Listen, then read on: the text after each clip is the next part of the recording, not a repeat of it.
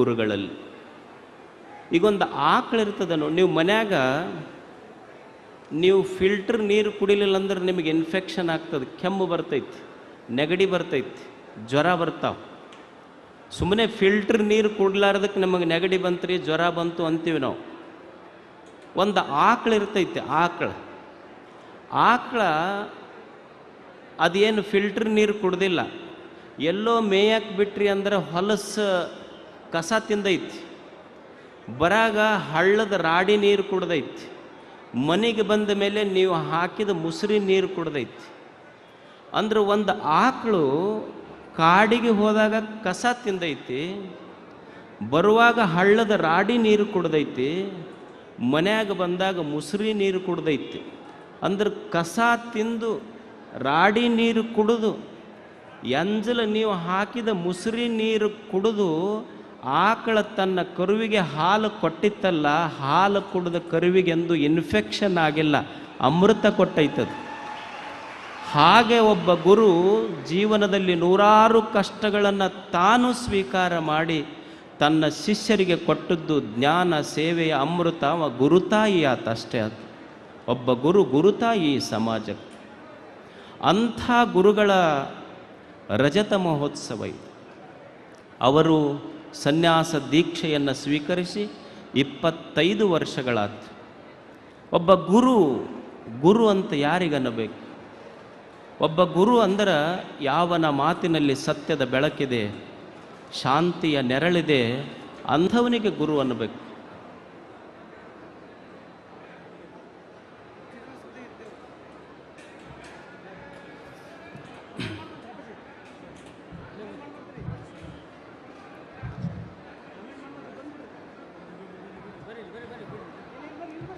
ಯಾರ ಮಾತಿನಲ್ಲಿ ಸತ್ಯದ ಬೆಳಕಿದೆ, ಶಾಂತಿಯ ನೆರಳಿದೆ, ಅಂಥವರಿಗೆ ಗುರುಗಳನ್ನಬೇಕು.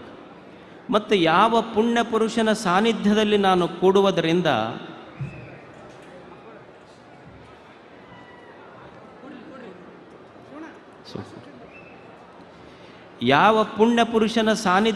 ನಾನು ಕೂಡುವುದರಿಂದ ನಮ್ಮ ಮನಸ್ಸುಗಳ ಅರಳುತ್ತವಲ್ಲ, ಯಾವ ಪುಣ್ಯ ಪುರುಷರ ಸಾನ್ನಿಧ್ಯದಲ್ಲಿ ನಾವು ಕೂಡುವುದರಿಂದ ನಮ್ಮ ಹೃದಯಗಳು ಅರಳ್ತಾವಲ್ಲ, ಅಂಥವರಿಗೆ ಗುರು ಅನ್ನಬೇಕು. ಈಗ ನೀವು ನೋಡ್ರಿ, ಇಷ್ಟು ಜನ ಗುರುಗಳು ಕುಂತಾರ ಮತ್ತು ಇಷ್ಟು ಜನ ಸೇರಿರಿ, ಎಷ್ಟು ಶಾಂತ ಕುಂತೀರಿ ನೀವೆಲ್ಲ. ಇಲ್ಲಿ ನಿಮ್ಮ ಸಾಹೇಬ್ರಿಗೆ ಕೇಳ್ರಿ, ಅವರು ವಿಧಾನಸೌಧದಾಗ ಬರೀ 200 ಮಂದಿ ಇರ್ತಾರೆ, ಎಷ್ಟು ಗದ್ದಲ ಮಾಡ್ತಾರೆ ಅವ್ರು. ನೀವು ಎಷ್ಟು 1000 ಜನ ಕುಂತರು ಸಹಿತ ಎಷ್ಟು ಶಾಂತ ಕುಂತೀರಲ್ಲ. ಇದು ನಿಜವಾದ ಭಾರತ, ಇದು ಭಾರತ. ಇದು ಗುರುಗಳ ಸಾನ್ನಿಧ್ಯದಲ್ಲಿ. ಒಬ್ಬ ಟೆನಿಸನ್ ಕವಿ ಇರ್ತಾನೆ, ಒಬ್ಬ ಟೆನಿಸನ್ ಅಂತ ಒಬ್ಬ ಕವಿ. ಅವ ಹೇಳ್ತಾನೆ, ಒಬ್ಬ ಗುರುವಿನ ಸಾನ್ನಿಧ್ಯದಲ್ಲಿ ಒಬ್ಬ ಶಿಷ್ಯ ಹೇಗಿರ್ತಾನೆ. ಗುರು ಒಂದು ಸೂರ್ಯ ಎಲ್ಲದಾನಂದ್ರೆ ಸುಮಾರು 15 ಲಕ್ಷ ಕಿಲೋಮೀಟರ್ ದೂರದಲ್ಲಿರುವ ಸೂರ್ಯ ನನ್ನ ಮನೆಯ ಅಂಗಳದಲ್ಲಿರುವ ಒಂದು ಮಗ್ಗು.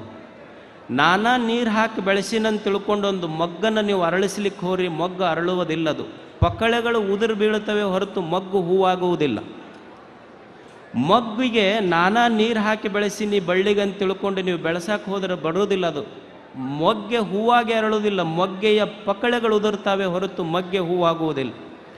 ಆದರೆ ಎಲ್ಲೋ 15 ಲಕ್ಷ ಕಿಲೋಮೀಟರ್ ದೂರದಲ್ಲಿರುವ ಸೂರ್ಯನ ಒಂದು ಸಣ್ಣ ಕಿರಣ ಆ ಮೊಗ್ಗಿನ ಮೇಲೆ ಬಿದ್ದರೆ ಸಾಕು.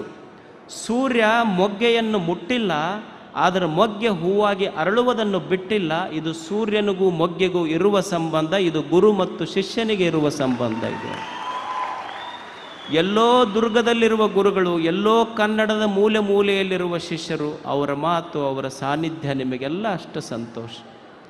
ನೋಡಿ, ಇಷ್ಟೆಲ್ಲ ಗುರುಗಳ ಸಾನ್ನಿಧ್ಯದಲ್ಲಿ ನೀವು ಕುಂತೀರಲ್ಲ, ಎಷ್ಟು ತಣ್ಣಗೆ ಕುಂತೀರಿ.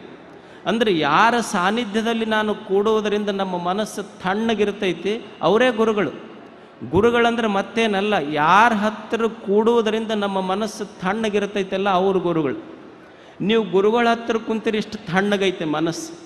ನೀವು ನಿಮ್ಮ ಮನೆಯವ್ರ ಮಗ್ಗಲು ಕುಂದರಿ, ಇಷ್ಟು ತಣ್ಣಗಿರ್ತೈತೆ ಅನ್ನೋ ಮನಸ್ಸು. ತಾಪೇರಕ್ಕೆ ಶುರು ಮಾಡ್ತೈತೆ ಮನ್ಯಾಗ, ಏನಾರ ಜಗಳ ತೆಗಿಬೇಕು ಅನ್ನಿಸ್ತೈತಿ. ಮನ್ಯಾಗ ಊಟಕ್ಕೆ ಕುಂತಿದ್ದ, ಅವ್ರ ಮನೆಯವ್ರು ಎದುರು ನೀಡಾಕತ್ತಿದ್ರು, ಹಿಂಗೆ ಜಾಡಿಸಿ ತಾಟ್ ಒಗದ ಗಂಡ. ಎದಕ್ಕಂತ ಕೇಳಿದ್ರೆ ಅವ್ರ ಹೆಣ್ಮಕ್ಳು, ಏನಿದು ಒಂದ ದಿವಸ ಉಂಡಿದ್ದ ಉಂಡು ರಗಡಾಗೈತಿ, ಇದು ಒಟ್ಟ ಒಂದ ರುಚಿ ನನಗೆ ಬೇಸರಾಗಿ ಹೋಗೈತಿದ್ದು, ನಿನಗೆ ಮಾಡಾಕ ಬರೋದಿಲ್ಲ ಅಡಿಗೆ ಅಂತ ತಾಟ್ ಒಗದ. ಆಕಿ ಯಾಕೆ ಹೋಗಿತ್ತು ಹಿಂಗೆ ತಾಟ್ ಅಂತ ಕೇಳಿದ್ಲು. ಏನು ನಿನ್ನ ಕೈಯನ್ನು ಅಡಿಗೆ ಉಂಡಿನಲ್ಲ, ಬರೇ ಒಂದ ರುಚಿ, ಇನ್ಮೇಲೆ ನನಗೆ ಉಣ್ಣಕ್ಕಾಗೋದಿಲ್ಲ ಅಂತಂದ. ಅವಾಗ ಆಕಿ ಮಸ್ತ್ ಬಳಿ ಏರಿಸಿ ಒಂದು ಕಪಾಳಕ್ಕೆ ಕೊಟ್ಲು. ಅಲ್ಲ, ನನ್ನ ಕೈಯಂದು ಒಂದ ರುಚಿ ಅಂತ ತಿಂದು ಒಗದು ಬರ್ತಿ, ದಿವಸ ಅಂಗಡಿಗೆ ಹೋಗಿ ರಾತ್ರಿ ಕುಡ್ದು ಬರ್ತೀಯಲ್ಲ, ಒಂದ ರುಚಿ ಅಂತ ಒಮ್ಮೆರೆ ಬಾಟ್ಲಿ ಒಗದು ಬಂದಿ ನೀನು. ಇದು ಒಗದಂಗೆ ಅದು ಒಗಿಬೇಕಿತ್ತು ನೋಡೋಣ, ಅದು ಆದ್ರೆ ಕಂಠ ಪೂರ್ತಿ ಕುಡ್ದು ಬರ್ತೀಯಲ್ಲ, ನೀ ಪತಿ ಅಲ್ಲ, ನೀನು ಕಿತಾಪತಿ. ನೀನು ಕುಡ್ದು ಕುಡ್ದು ಚಾಪತಿ ಆದಂಗೆ ಆಗೈತಿ, ಇನ್ನೊಂದು ದಿವ್ಸಕ್ಕೆ ನಾಪತ್ತೆನೇ ಅಕ್ಕಿ ನೀನು ಅಂತ ಹೇಳಿದ್ಲಕ್ಕ. ಅಂದ್ರೆ ಮನ್ಯಾಗಿದ್ರೆ ಇಷ್ಟು ಸಮಾಧಾನ ಇರ್ತೈತೇನು ಹೇಳ್ರಿ ಮನಸ್ಸ.